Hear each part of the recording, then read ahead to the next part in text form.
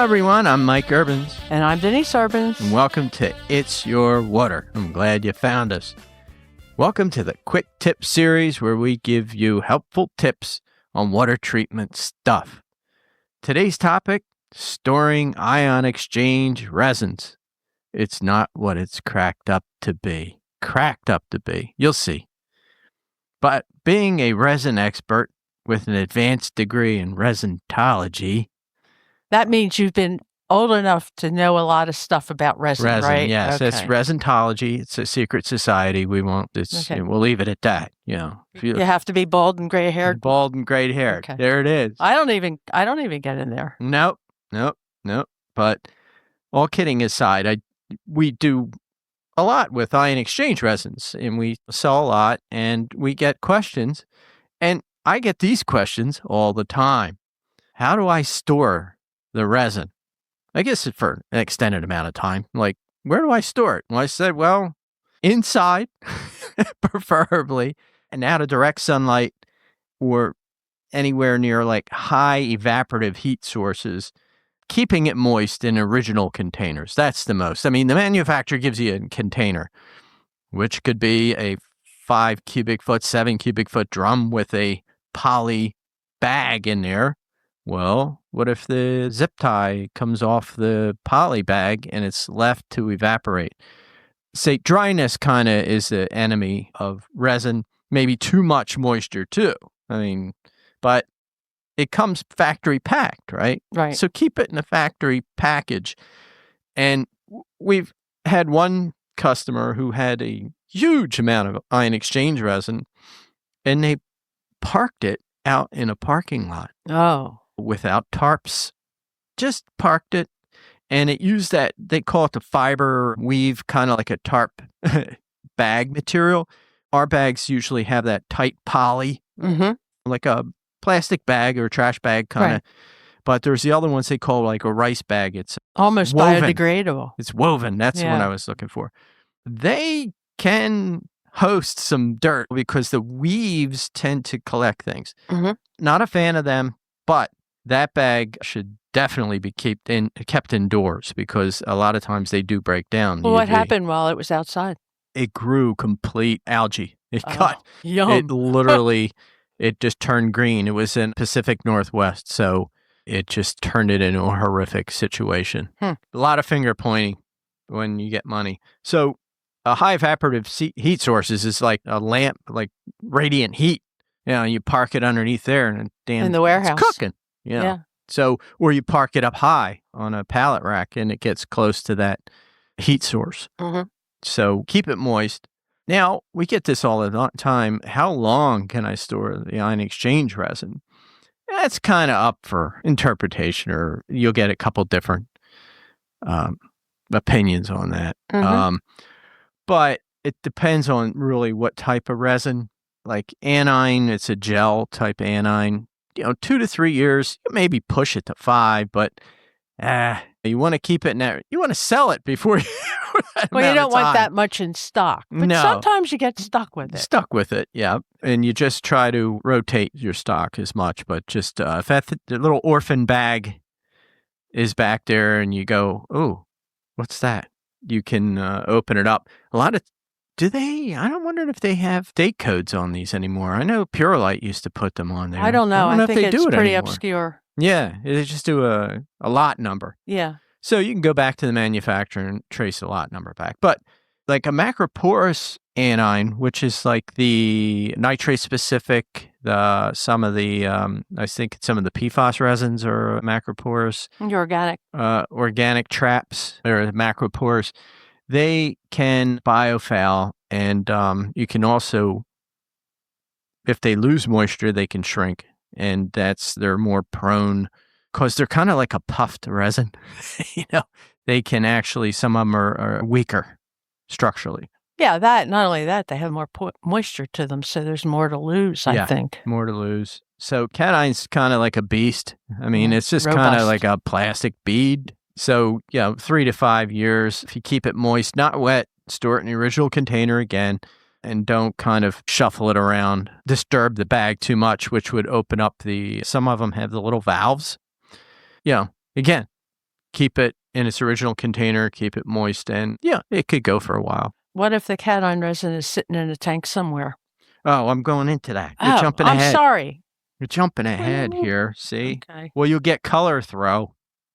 Oh, well, no, I was thinking like about in a vacation home, they shut it down. They shut it down, right? Yeah. Yep. Well, I'm getting there. Sorry. She's jumping ahead. Anyway, mixed bed, like 3 years. Mixed bed's kind of funky because it's got anion and cation in there. So, but regular mixed bed, you could start to lose a little bit of its pep after a long time. And you can't, not like anion and cation where you could just regenerate it, put it in the tank and soup it up. Again, mixed bed is you can't regenerate it. Well, you could, you'd send it to a regenerator and you're losing money and, because it's virgin.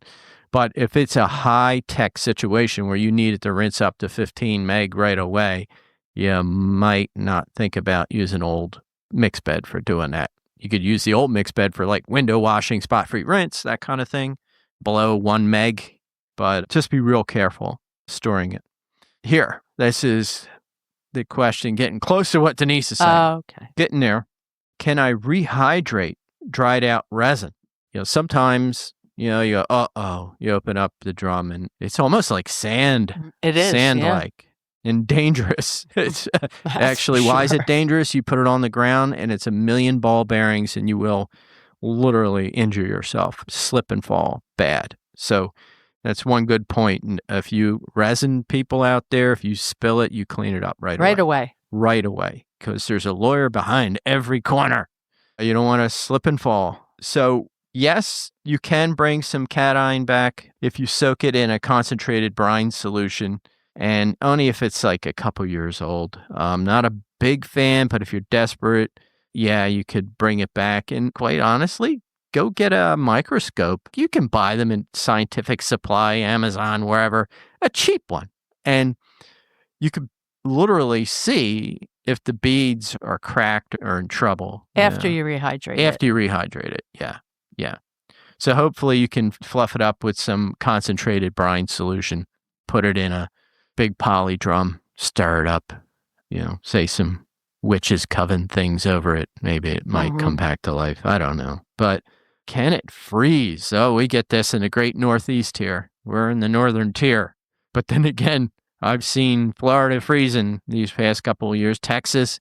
But once you freeze, it's not bad. You're like, let it thaw out. It's freezing and thawing, say, that we would get here in the Northeast if you keep it in an outbuilding, unheated storage building, and it's prone to freeze and thaw. That kills the resin. Think about it. Its bead has moisture in it. It freezes microscopically, it thaws microscopically. Freezing, and boom, you get cracked beads. Cracked beads are not good. Well, the other hazard is if you are in the middle of the winter and you have a truck going to Philadelphia to Minnesota and you do it on a Friday, so it sits somewhere. Yeah, at a depot somewhere. At the depot for the weekend. And then by the time the customer gets it, it's brick solid. Yeah, or you didn't know. That's a great one. Yeah, we do a lot of shipping, and wintertime is a little tricky. It can be. Yeah, because it sat somewhere. So that's real important. This is what Denise was asking about. What if we decommission a softener for a few years? Can it sit in that vessel for that length of time? I was always said that if you put a little chlorine in there, it's just going to evaporate. It's not going to last very long.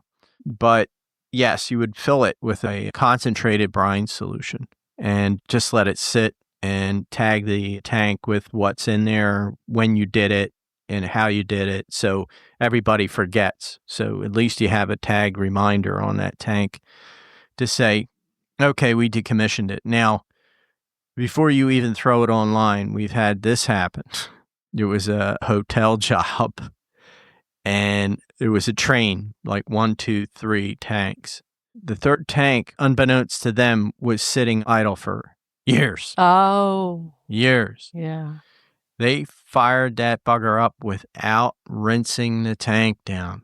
If you have dark resin, after all those years, it's going to turn into tea, and a putrid tea.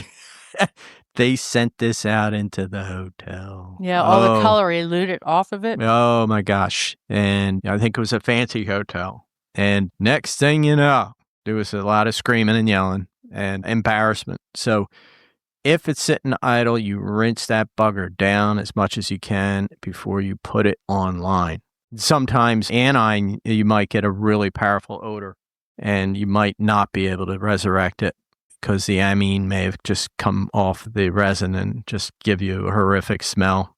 Well, sometimes you have cation sitting in your warehouse and you put it in and you may have to be careful. It's crazy in my own darn house. I go away for a weekend, every weekend, and don't rob my house because I have a pit bull. And he has a couple. But I come back and I get color throw. I literally have to rinse it now. Why don't you have a carbon filter on that whole house, Mike? Because I have a damn crawl space. It's very difficult to do. But I have other filtration. But I have a carbon filter. Yeah, you have a carbon filter. But what happens is the chlorinated water kind of cooks the resin and you get color throw. Every weekend I turn it on. Every weekend? Yep. And pretty soon it's going to be Now you know why I worry. Yeah, I know. So, yes. Now, can I keep it from freezing out in a softener? Say it's a lake house or a bungalow and you're going to leave for the winter.